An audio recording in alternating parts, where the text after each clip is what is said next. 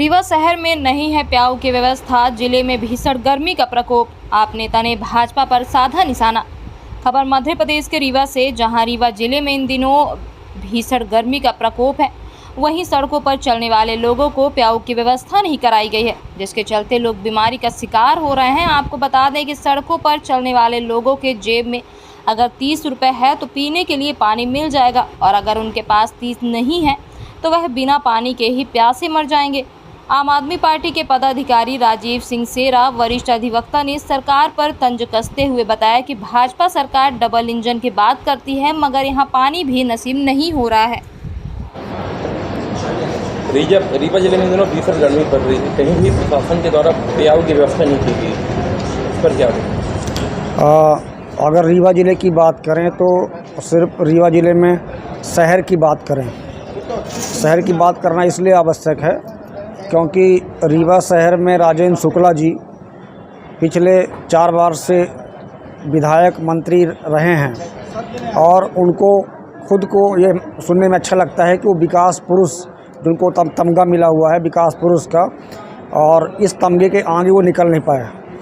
इन्होंने civil line colony में पेड़ तो कटवा दिए, समदड़िया को दे दिया वहाँ पे बिल्डरशिप करने का, लेकिन गर्मी की जो सबसे बड़ी महत्वपूर्ण चीज़ होती है वो आम जन के लिए पानी की ज़रूरत होती है। ग्रामीण के आदमी शहर आते हैं या शहर के आदमी शहर में रहते हैं, तो कोई भी आदमी कहीं भी रोड में जा रहा हो तो उसके लिए अगर प्यास लगी है तो उसकी जेब में अगर 30 रुपये नहीं होगा तो प्यासा मर जाएगा, क्योंकि कहीं पर भी ना तो नल जल है, ना कहीं पर पंप हैंड पंप काम कर रहे हैं, और ना ही कहीं पे वाटर कूलर लगाया गया है। मतलब पानी के पीने की समस्या ये रीवा शहर में सहित ग्रामीण अंचलों में भी है।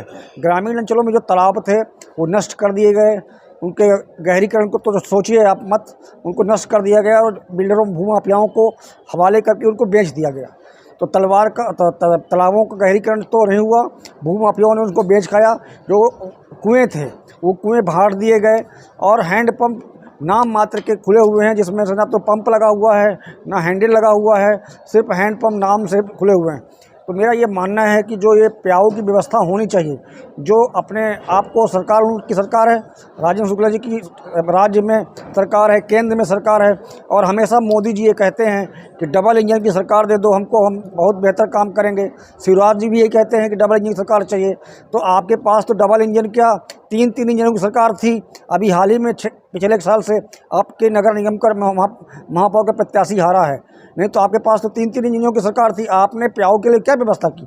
3 प्याऊ की एक दुकान में कोई प्राइवेट आदमी, आपके टंडन जी, एक आदमी सिल्वी प्लाजा में 3 डब्बे रख करके फ़ोटो खिंचाने के लिए शुक्ला जी को बुला लेते हैं, और शुक्ला जी उसको फीता काट के ये एहसास जताते हैं कि ये सब मेरे द्वारा हो रहा है। आपकी सरकार, आपका विधायक, आप विधायक हो, विधानसभा के हैं, विधायक की हैसियत से आप क्या कर रहे हो? ना तो आपका कोई दूर रीवा के अन्य विधानसभा में कोई कुछ कर रहा विधायक, ना आप कुछ कर रहे हो। आप सिर्फ कंक्रीट के जंगल बना रहे हो। मेन जो पेड़ पौधे हैं उनको आपने काट करके नष्ट कर दिया है। कंक्रीट का विकास कर रहे हो, और कंक्रीट के विकास से कुछ होने वाला नहीं है। ज़रूरत इस समय पानी की है, और पानी तभी मिलेगा या तो आप नलकूप बनवाओ, उनके हर जगह आपके व्यवस्था करो, हर जगह पानी रखने की, उसको आम जन के लिए ज़रूरतमंद होने की। तो मेरा ये मानना है कि कुछ सुविधाएं यहाँ पे नहीं हैं। शहरी क्षेत्रों में न तो पुराने बस स्टैंड न तो नए बस स्टैंड में कहीं पे भी प्याऊ की व्यवस्था नहीं है, जबकि कांग्रेस पार्टी के वर्तमान समय में महापौर बाबा जी हैं, उस पर आप क्या कहना चाहेंगे? महापौर जी ने बहुत वादे किए थे और वो वादों में अभी तक तो कुछ उनके आया नहीं है। सिर्फ डामरीकरण हुआ है उनके वादों में। जहाँ जहाँ रोड गड्ढा बन गई थी रोड में, वहाँ उन्होंने डामरीकरण कर दिया है, और करोड़ों रुपए का उन्होंने बताया कि करोड़ों रुपए हमने बजट सैंक्शन किया हुआ है, लेकिन करोड़ों रुपए में सिर्फ डामरीकरण ही दिख रहा है उनका। और वो भी उसी चौराहा रोड में वो भी पेड़ पौधे लगाना शुरू किए हैं रोड के किनारे। लेकिन वो कहते हैं कि जब राहुल गांधी जी यहाँ पर आए थे और सिमों चौराहे में उनकी मीटिंग हुई थी, समदड़िया की ओर देख करके उन्होंने अपने यहाँ के शहर अध्यक्ष और आपके महापौर जी को उन्होंने कहा था कि ये जो अवैध रूप से ये बनी हुई है समदड़िया की बिल्डिंग, हम जो सत्ता में आएंगे तो इसको हटा देंगे, या इसका वो करेंगे कि आम जनता के लिए सुविधापूर्वक हो जाए। आप सत्ता में आए, राज्य में भी 15 महीनों की सरकार आपकी रही, आप सत्ता में आए, महापौर पद में भी नगर निगम के अंदर, तो बिना नगर निगम के अनुमति के कोई भी दुकान ना तो बन सकती है, ना पास हो सकती है। बिना बिल्डिंग अनुमति चाहिए आपको, तो कैसे बन रही है बिना आपकी सहमति के? आपके शहर अध्यक्ष ने ही, कांग्रेस पार्टी के शहर अध्यक्ष ने ही ये स्वीकार किया है मीडिया बाइट्स देते समय कि हमारी पार्टी के लोग ही मिले हुए हैं समराड़िया से। आपके और वो उन्होंने कहा कि रीवा के बड़े नेता मिले हुए हैं समराड़िया से। तो मतलब भाजपा और कांग्रेस एक दूसरे से मिल के काम कर रहे हैं। प्याऊ के संबंध में आपने कहा बस स्टैंड में, हम कहते हैं नया बस स्टैंड, पुराना बस स्टैंड, इतना ही नहीं, कहीं मार्केट है या कहीं मार्केट नहीं है, कहीं पर भी आपको सरकार द्वारा उपलब्ध कराया गया प्याऊ नहीं मिलेगा जिससे लोग प्यास बुझा लें। 30 रुपये आपके पास जेब में हो, जाके वाटर कैप कूलर वो सॉरी बॉटल लें पानी का और उससे अपनी प्यास बुझाएं। जिसके पास नहीं है तो वो क्यों ऐसा हो रहा, जानते क्यों हो रहा? वजह ये है कि सरकारी स्कूल आपने समाप्त कर दिए, इसलिए कि आपके नेता प्राइवेट स्कूल खोल रखे हैं। आपने अस्पताल ख़त्म कर दिया संजय गांधी, इसलिए कि आपके प्राइवेट नर्सिंग होम चल रहे हैं, नेताओं के नर्सिंग होम चल रहे हैं।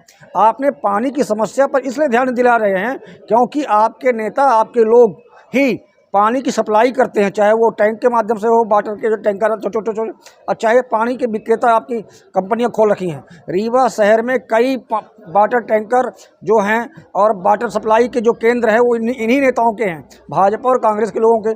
तो जो पैसा से देके आप पानी लोगों को पीने में मजबूर कर रहे हो, तो ऐसे में तो कहाँ सप्लाई कर पाओगे आप? आपकी नीयत सही नहीं है लोगों को पानी उपलब्ध कराने की।